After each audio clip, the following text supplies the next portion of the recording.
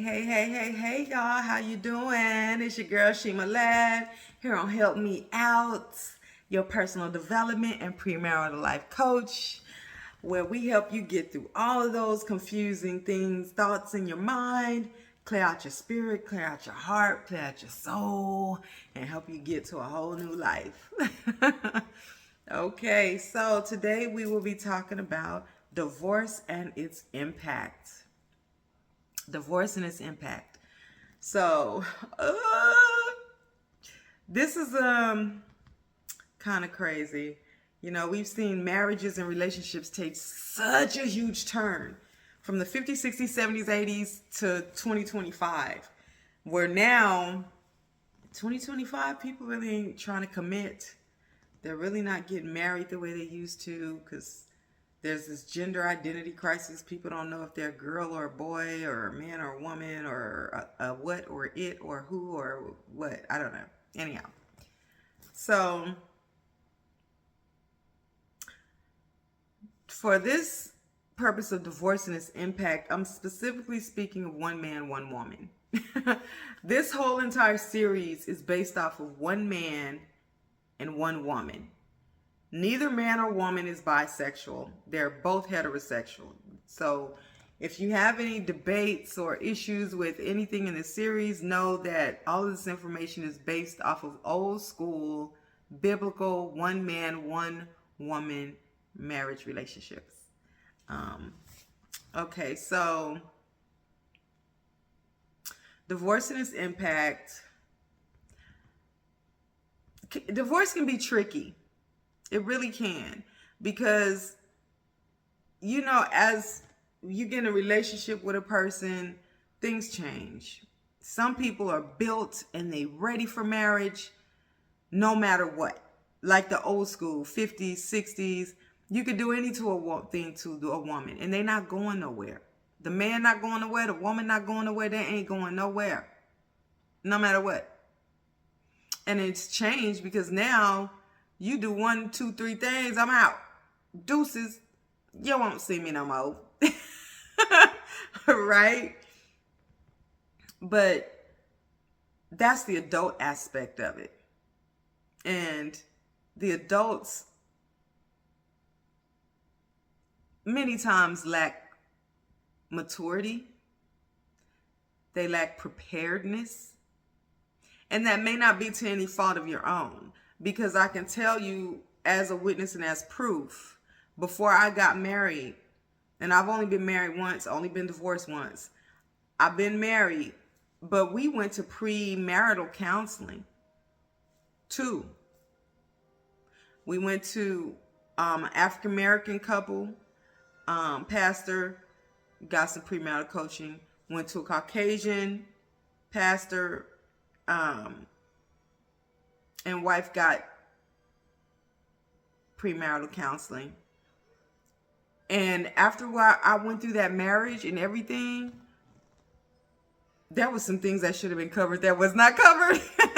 It was not covered, and it did not go well. Okay, and so that's why I've added premarital coaching for me, because I took what they had and what they did and amplified it and added more into it to hit every single point and touch everything that I know that I could touch to set you guys up for the best possible marriage longevity I could possibly give you.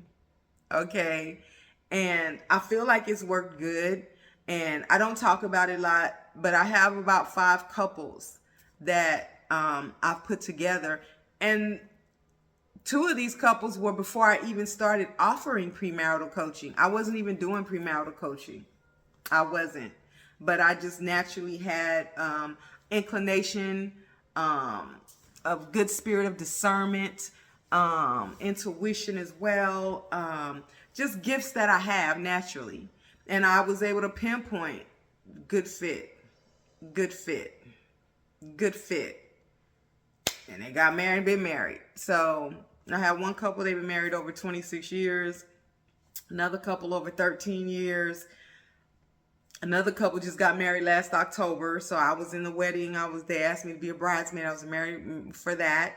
Another couple getting married in June this year. Yeah, so it's just, yeah. So I've added that. So if you're wanting premarital coaching and you're not certain if you guys are really prepared, if you covered every corner, nook and cranny, if you you just don't know, feel free, again, reach out to me for coaching services. You can go to my website, look at the link below in this description, futuremepro.com. Go to contact, shoot me an email. I'll get back to you and we can set you up for some premarital coaching or personal development coaching, because the biggest thing before premarital is actually the personal development. So yeah, you guys like, subscribe, comments while you're on here, and give me a thumbs up and all that so we can grow this channel and I can help out anybody that I can. And while you're on that website, please know, guys, if you want to support this channel, purchase some things off the website. And if you want to know all of my finances, whether it's personal or professional, I'm really big in mental health. So I do a lot with mental, physical disabilities, behavior support, teaching life skills, coaching. I do a lot.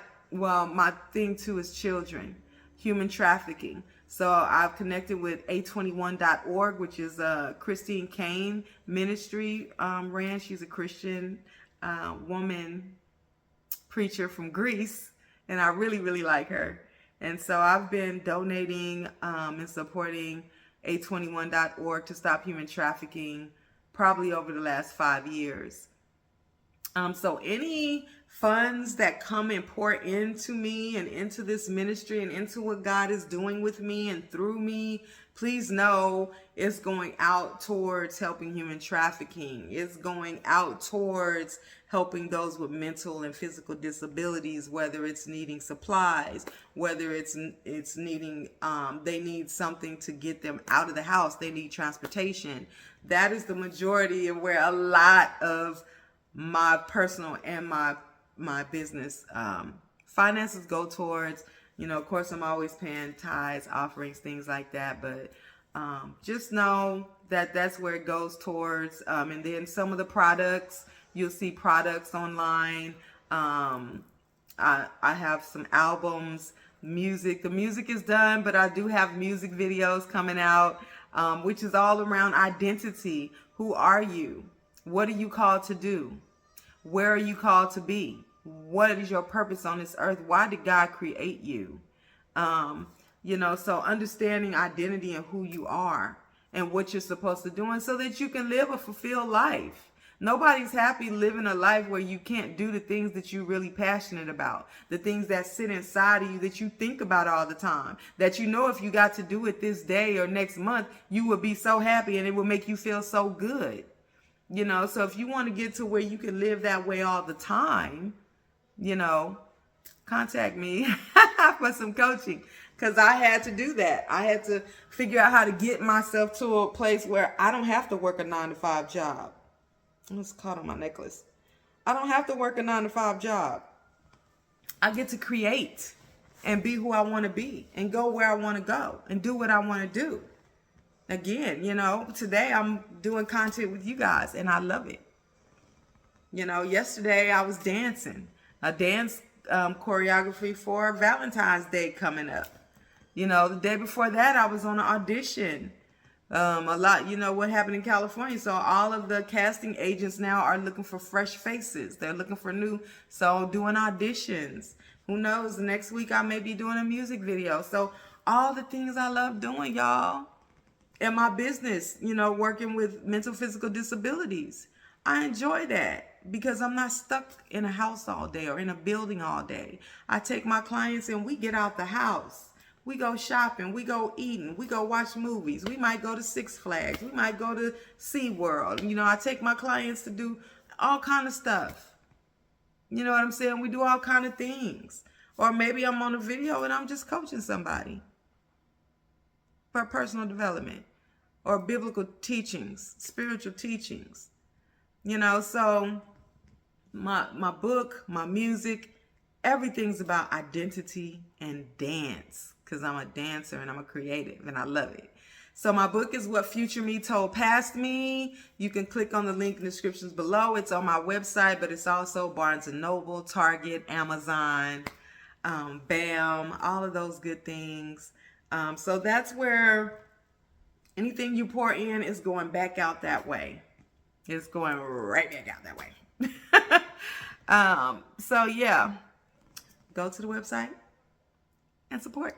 Love you guys. Thanks. Okay. So divorce and its impact. So for me and my sister, again, growing up in domestic violence, and some of you can relate, some of you can't. Maybe yours wasn't domestic violence. Maybe you had an alcoholic parent. Maybe you have a parent that was abusing drugs. Maybe you had a parent, maybe maybe it was molestation or, incest or whatever it is, you already growing up with some form of fear. You're already growing up with some form of anxiety. You're already growing up with some form of shame or guilt, depression. You growing up and you're carrying stuff that you're not thinking about because the adults aren't saying anything about it and no one's addressing it in your world, the world of a child. No one's coming down to your level and considering how this is impacting the child, how this is impacting the family structure, because you might have 2, 3, 4, 5 children. They're all living under the same fear, anxiety, depression, shame, whatever it is. Okay. And so for me, it was, a lot of times seeing my mother dragged out the house with no clothes on.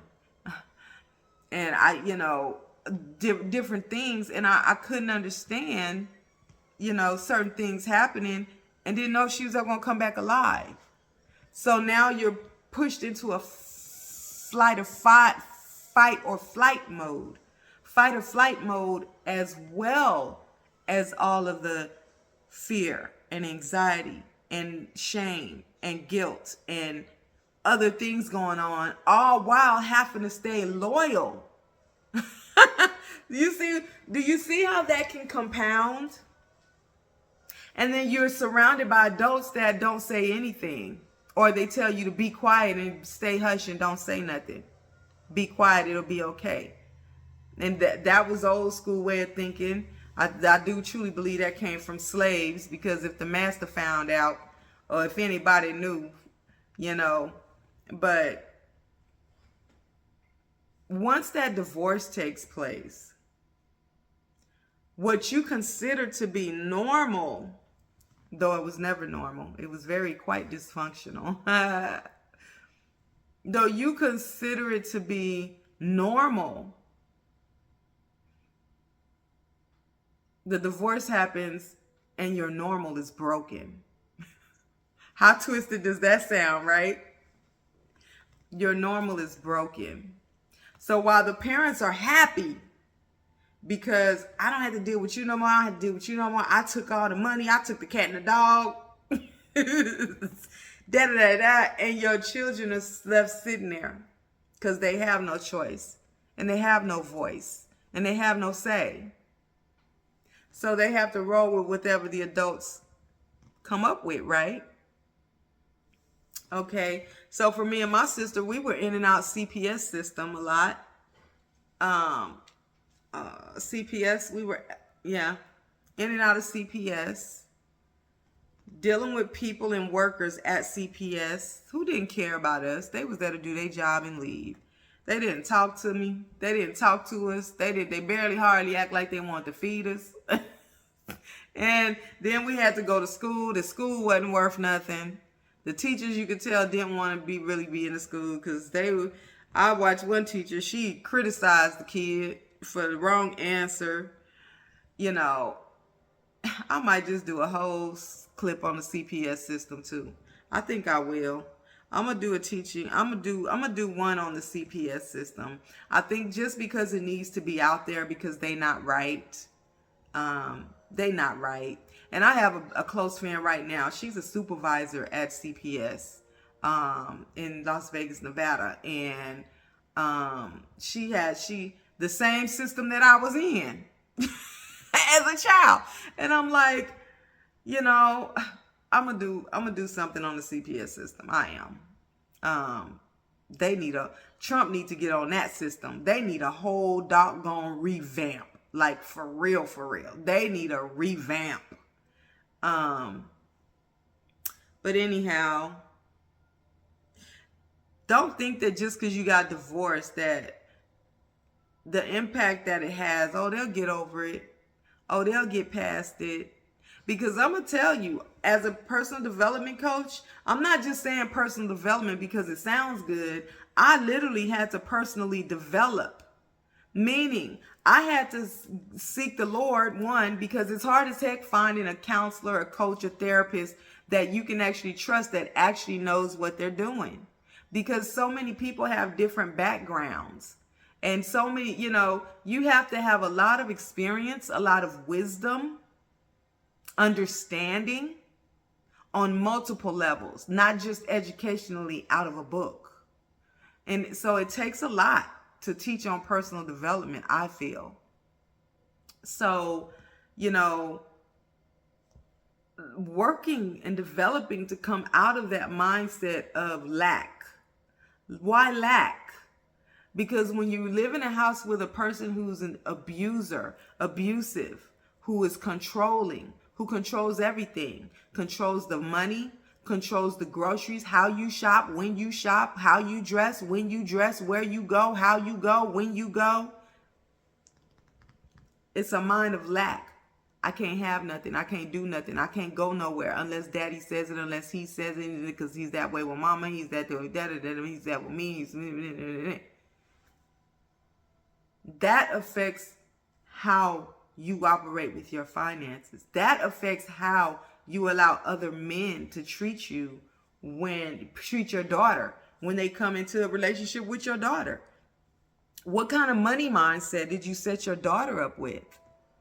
Because while you was focusing on being mean to the mama because she cheated on you or she did whatever she did, and now you just want to beat her down every day, every chance you get, and da-da-da-da-da. Well, I'm glad you're getting that off your chest. You're getting it off your chest and you're doing what you feel that God's going to get you redemption. But your daughter, is that the type of person you want to see her with? Your daughter, your son, is that how you want him to treat women when he's been with a woman who did him unfairly or unjustly or infidelity or whatever it was? Because as a mother, I can say I would never want to see my son be that way. I would never want to see a woman be able to get my son out of his character in that way. I teach my kids slightly different and my boys, if it's a woman you feel like you got to do that to, son, let me tell you a better way to make her pay other than that. And as a woman, I can definitely tell you what's going to hurt her to her soul.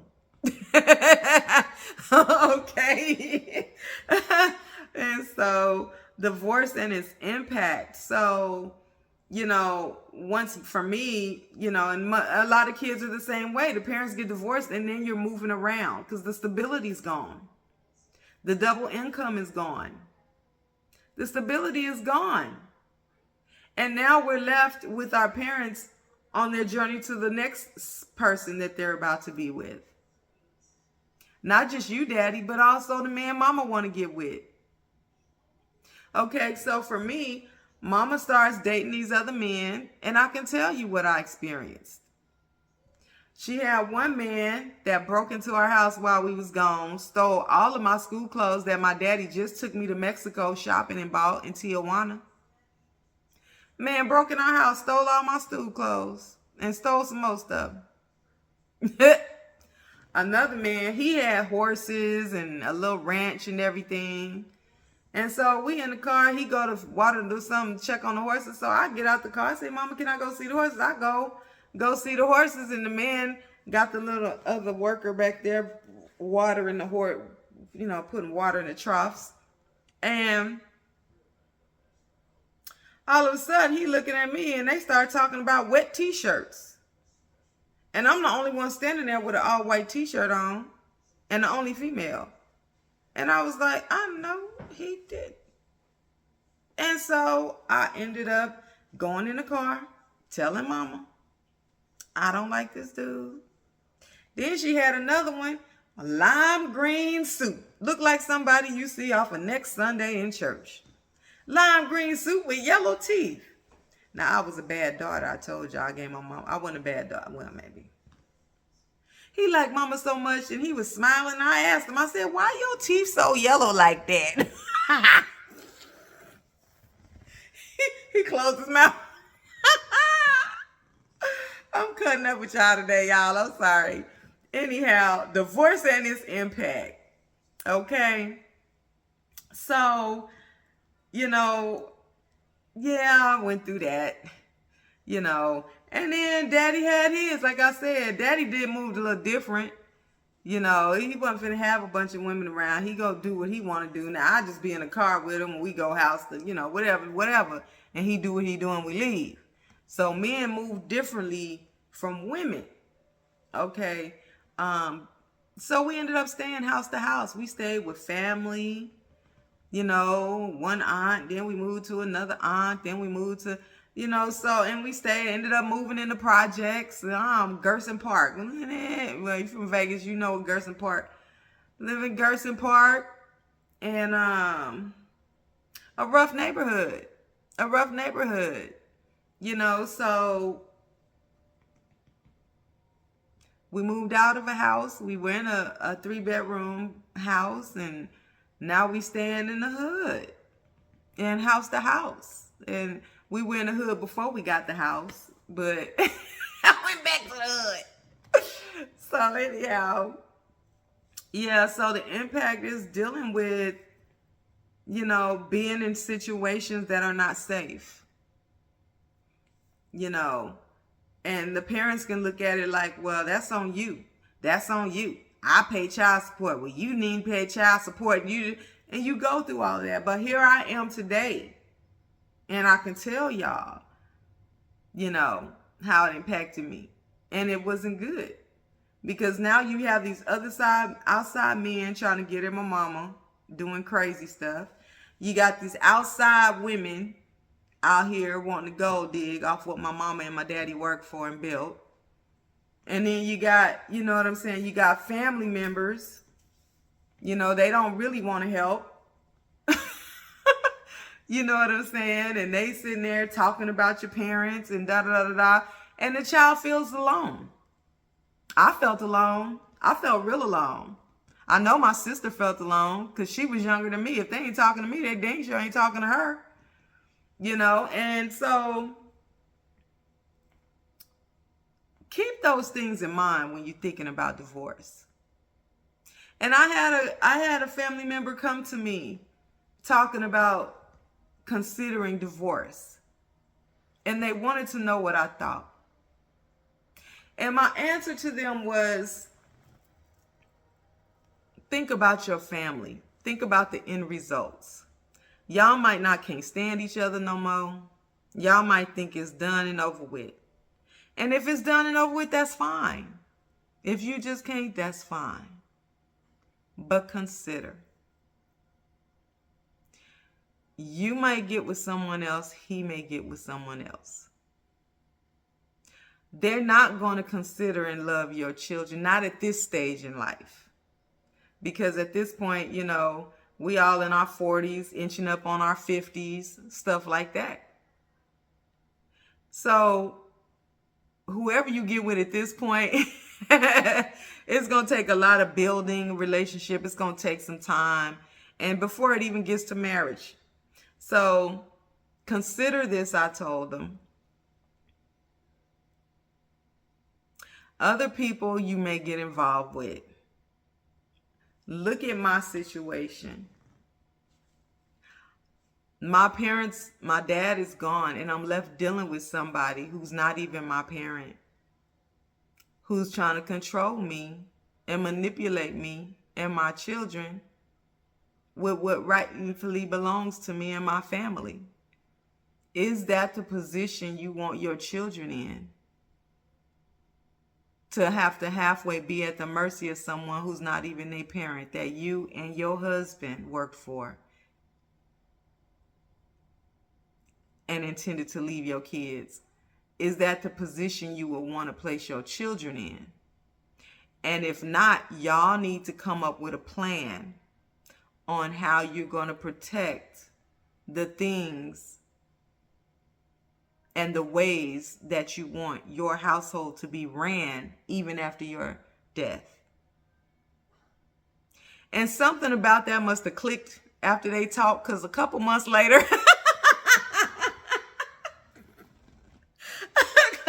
a couple months later, we talking, and it seemed like everything all right now. So if that was all they needed to motivate them to stay married, protect your family, and protect your legacy, then I was more than happy to go through what I've been through and tell you that. So, divorce can cause long-term impacts. Long-term impacts. Okay? And it's not necessarily that the daughter or the children are mad at the parents. I'm not angry at my parents. I'm not angry. Love my parents. Love my parents. It's just understanding other steps that could have been taken to avoid putting me and my sister and our kids in a position of having to deal with somebody that we're not bound to. That's being manipulative and nasty. Like, we don't have to deal with that. And then it's hard because fathers, when you die, don't think that you won't be able to see your children and your family. You will be able to see everything pertaining to your family. And if what you have to look at is this woman who's not the mother of your children, who's playing with what you and your ex worked for, and playing with, your family's legacy, you're going to be feeling some kind of way from the grave. You're going to be feeling some kind of way from the grave. So that's what I'm going to say about divorce and its impact. You can fill in some of the blanks on some of the other stuff, just kind of looking at your own situation and your own circumstances with whatever woman you're dealing with. Just understand that that's another thing. And I'm going to dive into that in the next video. But I'm going to dive into that in the next video. So, divorce and its impact. If you can stay married, by all means, stay married. If you're struggling with your marriage, get some coaching, get some therapy, some counseling. If you're already divorced and you're considering getting remarried, consider what I've talked about on this video. Feel free to reach out to me for a coaching session. Pay more attention to your children. Talk to them, because they see things and hear things that they may not necessarily tell you. They'll sit silent on it. Many times your daughter will sit silent on it. If you ask her, she'll tell you. If you ask her, she'll discuss it with you easily and freely. And a lot of times daughters have insights that dads don't quite see, because we love you. And we're always looking at what can we do to, and not just dads, we do it for moms too, but how can I make this better? Like I said on one of the other videos, how can I make daddy happy? How can I make mama happy? I want to see mama smile. I want to see daddy smile. And my kids are that way with me. My father passed, and my daughter, she would make my lunch for me when I go to work.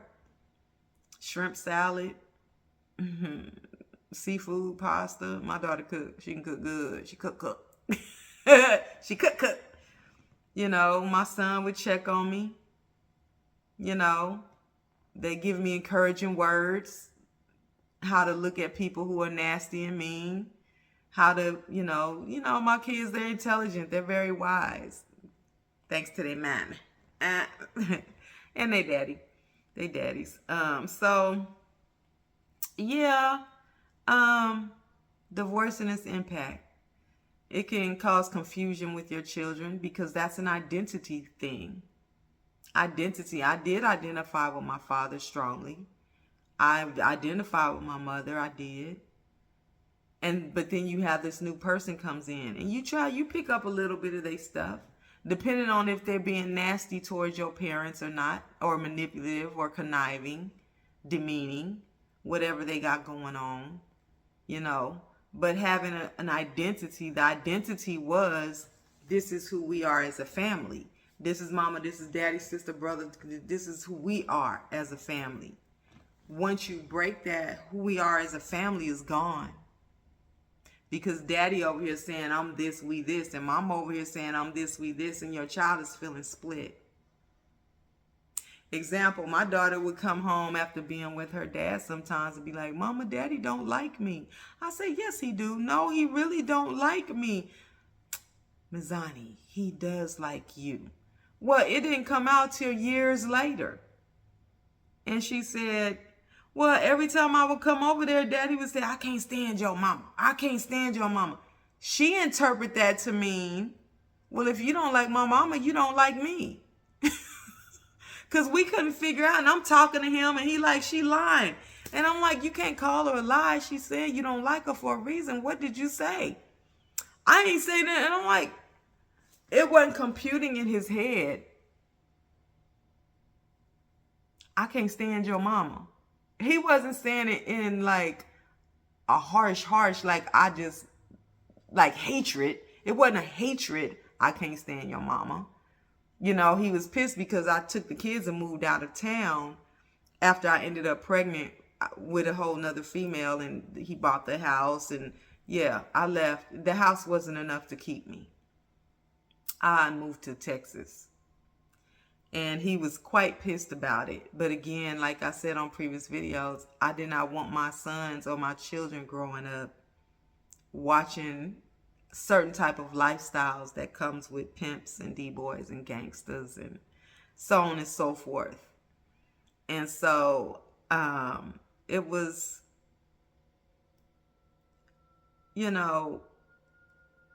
protecting the kids. Making sure that your legacy and your bloodline comes out.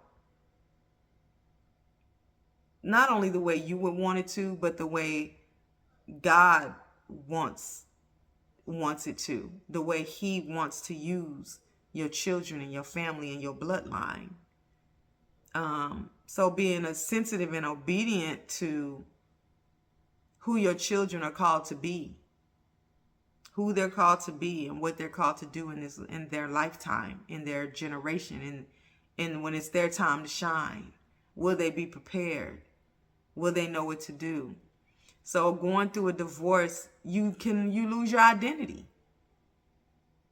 I can't stand you. Mommy, daddy don't like me. No, he really, she told me that year after year after year, and he kept saying, I never said that. Well, you didn't say it. You said you couldn't stand me. But me and my daughter are so close. And you know how mothers and daughters are. You might take showers together. My baby 2, 3, 4, 5, she in the shower, she in the tub with her mama. My mothers and daughters are different. We take showers together, baths together. We go shopping together, we eat together, we travel together, we get dressed together, we do our hair together. So for her, I am my mother. But daddy's saying, I can't stand your mama.